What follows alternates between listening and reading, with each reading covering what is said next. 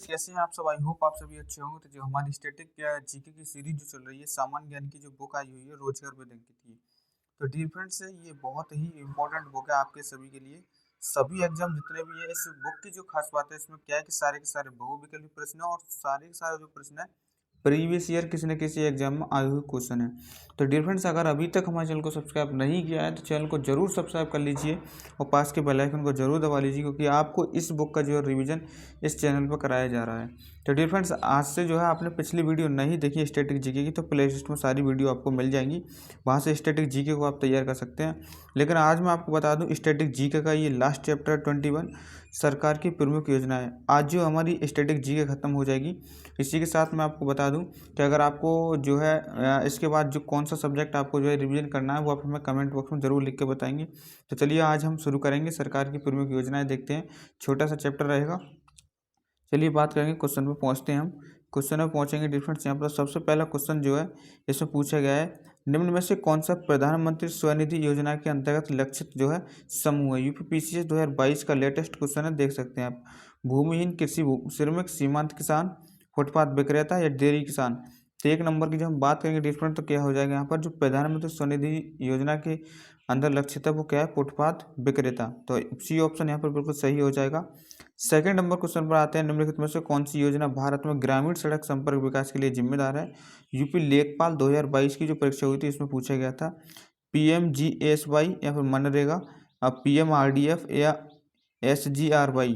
तो यहाँ पर सेकंड नंबर का जो आंसर क्या होगा डियर फ्रेंड, जो पीएमजीएसवाई है वो किससे संबंधित है, ग्रामीण सड़क संपर्क विकास के लिए जिम्मेदार है। तो ऑप्शन नंबर ए है बिल्कुल सही हो जाएगा। इसी के साथ क्वेश्चन नंबर थर्ड पर पहुंचते हैं।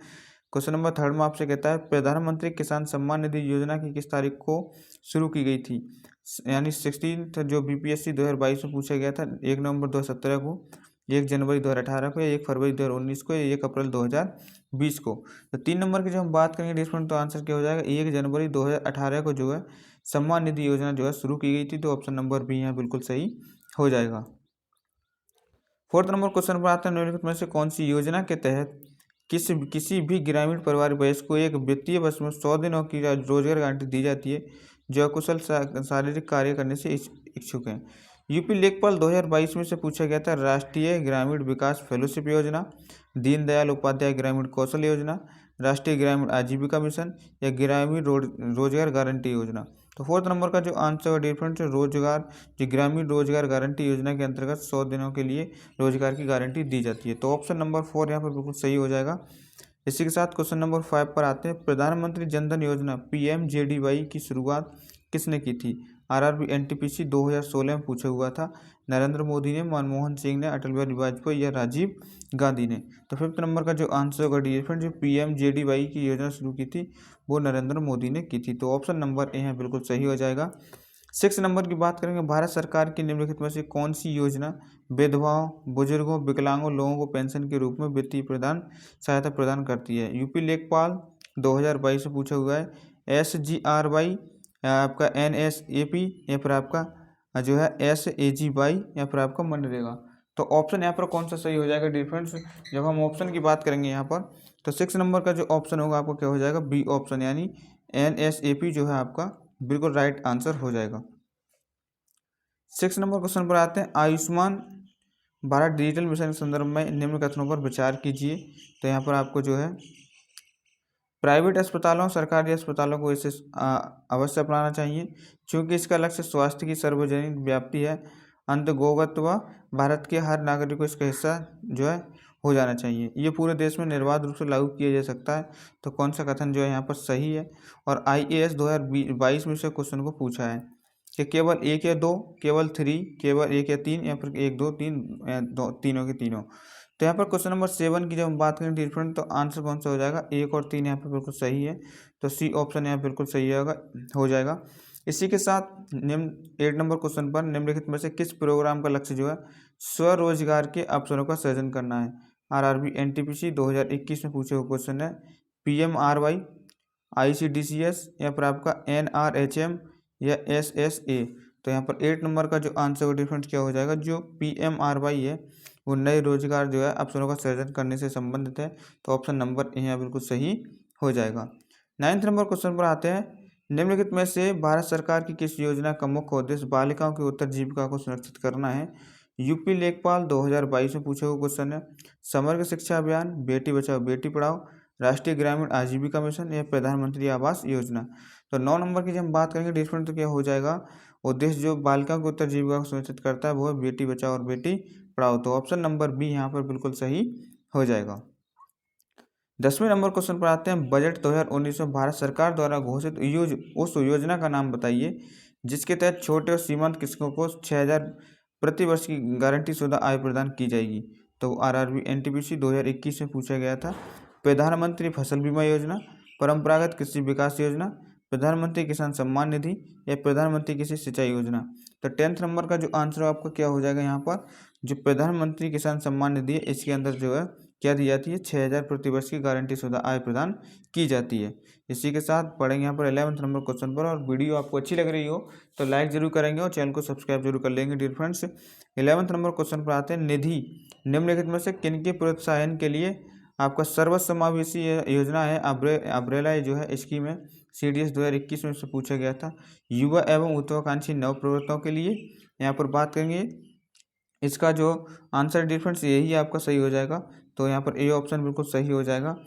ऑप्शन और भी है। वैज्ञानिक अनुसंधान ये नहीं होगा। प्राथमिक स्वास्थ्य देखभाल के लिए ये भी नहीं होगा।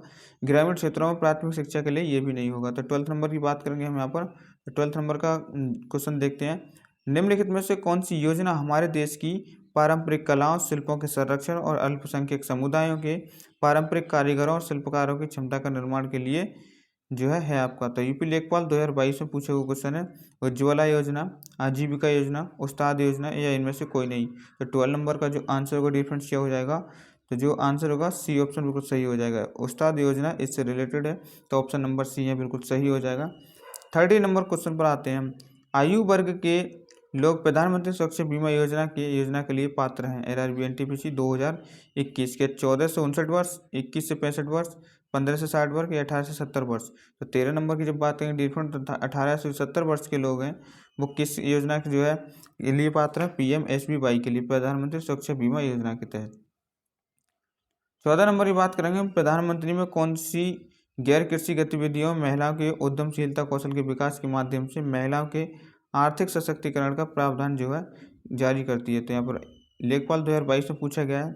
ट्रेड योजना, स्फीति योजना, उस्ताद योजना या फिर PMJP योजना। तो यहाँ पर 14 नंबर का जो आंसर का डिफरेंस क्या होगा? जो ट्रेड योजना है वो महिलाओं के आर्थिक सशक्तिकरण का प्रावधान करती है। ऑप्शन नंबर ए यहाँ बिल्कुल सही हो जाएगा।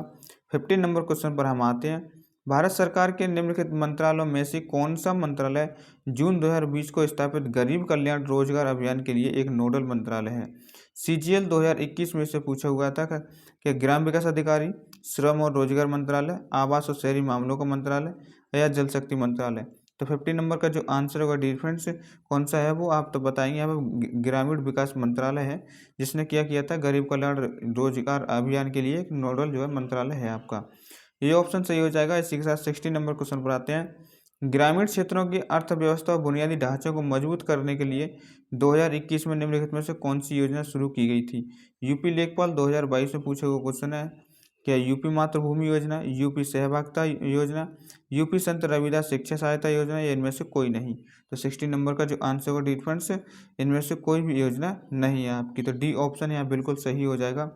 70 नंबर की बात करेंगे। यहाँ पर समग्र शिक्षा स्कूली शिक्षा के लिए एक योजना है जो कि लिए है आरआरबी एनटीपीसी 2020 में पूछे हुए क्वेश्चन है। प्री नर्सरी से आपका जो है 12th कक्षा तक या फिर केवल कक्षा 1 से 12वीं तक, कक्षा 1 से आपका जो है कौन सी क्लास तक? 8वीं तक या फिर केवल कक्षा 1 से कक्षा 10वीं तक। तो 70 नंबर का जो आंसर डिफरेंस क्या हो जाएगा? केवल कक्षा 1 से लेकर 12वीं तक। तो बी ऑप्शन यहाँ पर बिल्कुल सही हो जाएगा। और 18वें नंबर की जब क्वेश्चन की बात करेंगे, सुगम्य भारत अभियान संबंधित है। यूपी PCS 2021 में पूछा गया था। जो सुगम्य है किससे संबंधित है? दिव्यांग व्यक्तियों से, बाल स्वास्थ्य से, वंचित लोगों से, महिला सशक्तिकरण से। तो 18 नंबर का जो आंसर होगा डिफरेंस दिव्यांग व्यक्तियों से संबंधित है। तो ऑप्शन नंबर यहाँ बिल्कुल सही हो जाएगा। 90 नंबर क्वेश्चन की बात करेंगे हम। केंद्र सरकार की निम्नलिखित में से कौन सी योजना धुआं मुक्त ग्रामीण भारत की परिकल्पना करती है? यूपी लेखपाल 2022 में पूछे हुए क्वेश्चन है। प्रधानमंत्री जनधन योजना, प्रधानमंत्री जन आरोग्य योजना, प्रधानमंत्री उज्ज्वला योजना या प्रधानमंत्री आवास योजना। तो 19 नंबर की जो बात करेंगे डियर फ्रेंड, तो प्रधानमंत्री उज्ज्वला योजना जो है किस तरीके से जो है योजना धुआं मुक्त ग्रामीण भारत की परिकल्पना करती है। तो ऑप्शन नंबर सी है बिल्कुल सही हो जाएगा। 20 नंबर की बात करेंगे, निम्नलिखित में से किस योजना का उद्देश्य भारत में ग्रामीण गरीब लोगों को आवास प्रदान करती है। तो यूपी लेखपाल 2022 में पूछा गया है, समग्र शिक्षा अभियान, दीनदयाल उपाध्याय ग्रामीण कौशल योजना, राष्ट्रीय ग्रामीण आजीविका मिशन, प्रधानमंत्री आवास योजना। तो 20वें नंबर का जो आंसर डिफरेंस क्या हो जाएगा, जो प्रधानमंत्री आवास योजना है वो किससे संबंधित है, आपको भारत में ग्रामीण गरीब लोगों को आवास प्रदान करता है। तो डी ऑप्शन यहाँ सही हो जाएगा। 21 नंबर की बात करेंगे यहाँ पर, प्रधानमंत्री आवास योजना नामक प्रमुख योजना किसको बढ़ावा देती है। आरआरबी ग्रुप डी 2018 में पूछा हुआ क्वेश्चन है, किफ़ायती आवास, किफ़ायती बिजली, किफ़ायती पानी या किफ़ायती यहाँ पर पानी। फिर तो यहाँ दो ऑप्शन सेम हो गए। तो 21 नंबर की जब बात करेंगे डिफरेंट, तो क्या देती है, किफ़ायती आवास देती है। तो ऑप्शन नंबर ए यहाँ बिल्कुल सही हो जाएगा। 22 नंबर क्वेश्चन की बात करेंगे यहाँ पर हम। 22 नंबर क्वेश्चन आपसे क्या कहता है, निम्नलिखित में से किस योजना का उद्देश्य पूरे देश में महिला स्व सहायता मॉडल का सशक्त बनाना था। यूपी लेखपाल 2022 में पूछा गया है। राष्ट्रीय ग्रामीण विकास फेलोशिप योजना, दीनदयाल उपाध्याय ग्रामीण कौशल योजना, राष्ट्रीय ग्रामीण आजीविका मिशन या ग्रामीण रोजगार गारंटी योजना। तो 22 नंबर का जो आंसर होगा डिफरेंस बी ऑप्शन यहाँ पर सही हो जाएगा। जो दीनदयाल उपाध्याय ग्रामीण कौशल योजना है, इस योजना का उद्देश्य जो है पूरे देश में महिला स्व सहायता मॉडल को सशक्त बनाना है। तो बी ऑप्शन यहाँ सही हो जाएगा। बात करते हैं 23 नंबर क्वेश्चन की। राष्ट्रीय ग्रामीण आजीविका मिशन निम्नलिखित में से किसकी सहायता से लागू किया गया। आरआरबी ग्रुप डी 2018 में, WTO, वर्ल्ड बैंक, ILO या फिर IMF के द्वारा। तो 23 नंबर का जो आंसर का डिफरेंट किसके द्वारा, वर्ल्ड बैंक के द्वारा इसको लागू किया गया था। तो बी ऑप्शन यहाँ पर सही हो जाएगा। 24 नंबर क्वेश्चन पर आते हैं, निम्नलिखित में से कौन सी योजना पंचायत राज मंत्रालय द्वारा गांव की आबादी के सर्वेक्षण और ग्राम क्षेत्रों में उन्नत प्रौद्योगिकी के साथ महाचित्रित के लिए है आपका। तो यहाँ पर जो स्वमित्रा या फिर ई मित्रा या फिर स्वमित्वा या फिर आपका ई सर्वे। तो 24 नंबर की जब बात करेंगे डिफरेंट क्या हो जाएगा, स्वमित्वा योजना आपकी है। तो सी ऑप्शन यहाँ सही हो जाएगा। 25 नंबर क्वेश्चन पर आते हैं, जिसमें दीनदयाल उपाध्याय अंत्योदय योजना को इस रूप में भी जाना जाता है। आरआरबी ग्रुप डी एंड आपका जो है डी 2018 में पूछा गया है। राष्ट्रीय शहरी आजीविका मिशन, राष्ट्रीय ग्रामीण स्वास्थ्य मिशन, राष्ट्रीय शहरी स्वास्थ्य मिशन या फिर राष्ट्रीय ग्रामीण आजीविका मिशन। तो 25 नंबर का जो आंसर होगा डिफरेंस, ये दीनदयाल उपाध्याय अंत्योदय का दूसरा नाम जो है राष्ट्रीय ग्रामीण आजीविका मिशन आपको इसको हम कहते हैं। तो डी ऑप्शन यहाँ पर सही हो जाएगा। फिर से आपसे कहना चाहूँगा, अगर आपको वीडियो अच्छी लग रही है तो लाइक करेंगे और चैनल को सब्सक्राइब जरूर करेंगे। PDF के लिए आप डिस्क्रिप्शन बॉक्स में जाएंगे, वहाँ से टेलीग्राम का ग्रुप लिंक मिल जाएगा, उसे ज्वाइन आप कर लेंगे। इसी के साथ पढ़ेंगे हम यहाँ पर 26 नंबर क्वेश्चन पर, जिसमें आपसे बात की गई यहाँ पर, स्वच्छ भारत मिशन को निम्नलिखित में से किस मंत्रालय नोडल विभाग द्वारा नियंत्रित किया जाता है। यूपी लेखपाल 2022 में से पूछा गया था। स्वास्थ्य और परिवार कल्याण मंत्रालय, पेयजल और स्वच्छता मंत्रालय, युवा मामले खेल मंत्रालय और शिक्षा मंत्रालय। तो 26 नंबर की जब बात करें डिफरेंट, तो ए ऑप्शन सही हो जाएगा, स्वास्थ्य और परिवार कल्याण मंत्रालय आपका राइट आंसर हो जाएगा। इसी के साथ 27 नंबर की हम बात करेंगे, प्रधानमंत्री श्रम योगी मानधन योजना शुभारंभ किया गया था। SSC 2019 में पूछा गया है कि नरेंद्र मोदी के द्वारा, अरुण जेटली के द्वारा, रामनाथ कोविंद के द्वारा, स्मृति जुबिन ईरानी के द्वारा। तो 27 नंबर की जब बात करेंगे, तो इसको जो प्रधानमंत्री श्रम योगी मानधन योजना है वो नरेंद्र मोदी के द्वारा शुरू की गई थी। तो ऑप्शन नंबर ए यहाँ पर बिल्कुल सही हो जाएगा। केसर के लिए राष्ट्रीय मिशन निम्नलिखित में से किस योजना के तहत एक उपयोजना के रूप में लॉन्च किया गया। तो आरआरबी ग्रुप डी 2018 में पूछा हुआ क्वेश्चन है, कौशल विकास योजना, ग्राम ज्योति योजना, अंत्योदय योजना या कृषि विकास योजना। तो 28 नंबर की जब बात करेंगे डिफरेंट, तो क्या है आपकी, तो आप बताएंगे कृषि विकास योजना। तो ऑप्शन नंबर डी है बिल्कुल सही हो जाएगा।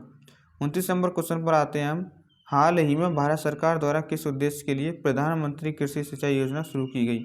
आरआरबी ग्रुप डी 2018 में पूछा हुआ क्वेश्चन है, पशुपालन के लिए, कृषि सिंचाई के लिए, कोयला और नवीनीकरण ऊर्जा के लिए, बिजली के लिए। तो 29 नंबर की जब हम बात करेंगे डिफरेंट, तो कृषि और सिंचाई के लिए कौन सी योजना आई थी, तो प्रधानमंत्री कृषि सिंचाई योजना शुरू की गई थी। तो बी ऑप्शन यहाँ पर सही हो जाएगा। 30 नंबर क्वेश्चन पर हम पहुंच चुके हैं, केंद्र सरकार ने किस क्षेत्र के लिए संपदा योजना शुरू की थी। आरआरबी ग्रुप डी 2018 में पूछा गया क्वेश्चन है, खाद्य प्रसंस्करण के लिए या बालिका के लिए, स्वास्थ्य के लिए, महिला सशक्तिकरण के लिए।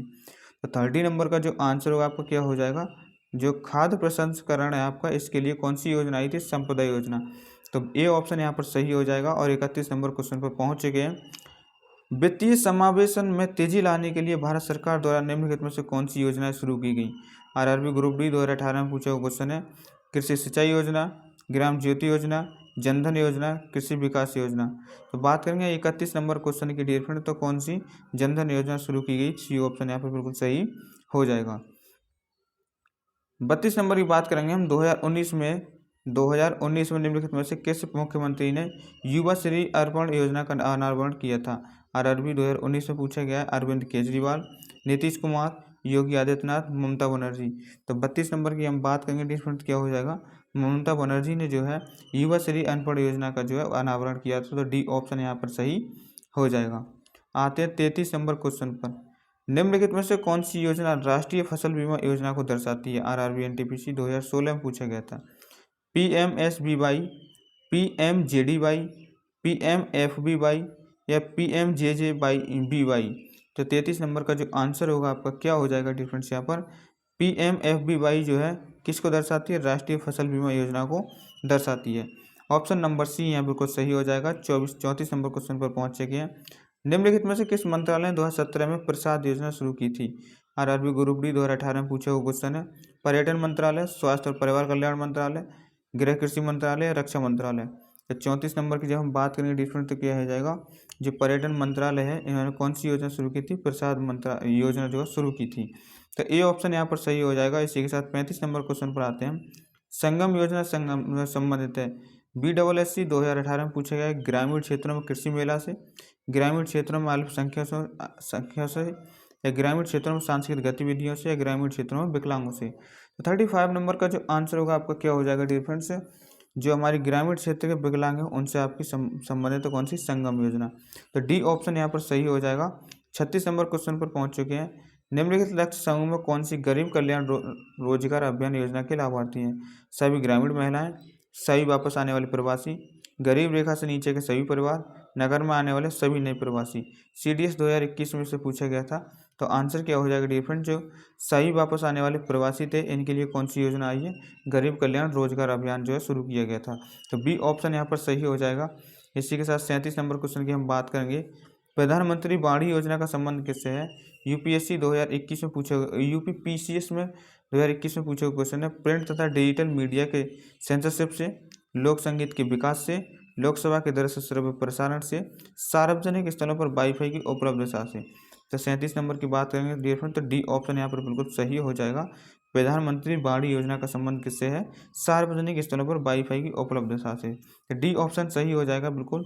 और आज की क्लास का लास्ट क्वेश्चन और आज का सब्जेक्ट का भी लास्ट क्वेश्चन है और एक तरीके से चैप्टर का भी लास्ट क्वेश्चन है। तो स्टैटिक जीके आज हमारी खत्म हो जाएगी। तो क्वेश्चन 38 नंबर देखते हैं हम। राष्ट्रीय स्वास्थ्य मिशन की जननी सुरक्षा योजना का मुख्य उद्देश्य क्या है? MPPSC 2020 में पूछा हुआ क्वेश्चन है। मातृ एवं नवजात मृत्यु दर में कमी करने के लिए, लोगों को सुरक्षित यौन विधियों का उपयोग करने के लिए प्रोत्साहित करने के लिए, विधवा महिलाओं को पेंशन प्रदान करने के लिए, गरीब लोगों को आश्रय प्रदान करने के लिए। तो 38 नंबर की बात करेंगे डिफरेंट तो क्या हो जाएगा? ऑप्शन नंबर ए बिल्कुल सही हो जाएगा। मातृ एवं नवजात मृत्यु दर में कमी करने के लिए कौन सी योजना है? जननी सुरक्षा योजना का मुख्य उद्देश्य है डियर फ्रेंड। तो ऑप्शन नंबर यहाँ सही हो जाएगा। तो डियर फ्रेंड्स क्लास कैसी लगी कमेंट बॉक्स में जरूर बताएंगे आप। और आज हमारी जो है स्टैटिक जीके की क्लास खत्म हो चुकी है। कंप्लीट हमने स्टैटिक जीके का रिवीजन हमने कर लिया है। आने वाले समय में एग्जाम से कुछ ही टाइम पहले हम एक और क्लास लाएंगे जिनमें कंप्लीट स्टैटिक जीके का रिवीजन कराएंगे, इसी बुक का मैराथन लेकर आकर। तो डियर फ्रेंड्स जरूर आपको स्टैटिक जीके अच्छे तरीके से रिवीजन हुई होगी, सही तरीके से आपने रिवीजन किया होगा। तो डियर फ्रेंड्स अब कमेंट बॉक्स में आपको बताना है कि अगली कौन से सब्जेक्ट की क्लास शुरू की जाए हमारी स्टैटिक जीके वाली क्लास के बाद। तो डियर फ्रेंड्स आज जो है स्टैटिक जीके खत्म हो जाएगी। मिलेंगे नेक्स्ट क्लास में नेक्स्ट नए सब्जेक्ट के साथ जो आप कमेंट बॉक्स में बताएंगे। तो आज के लिए इतना ही, मिलते हैं नेक्स्ट क्लास में नए सब्जेक्ट के साथ। तो जय हिंद, जय भारत।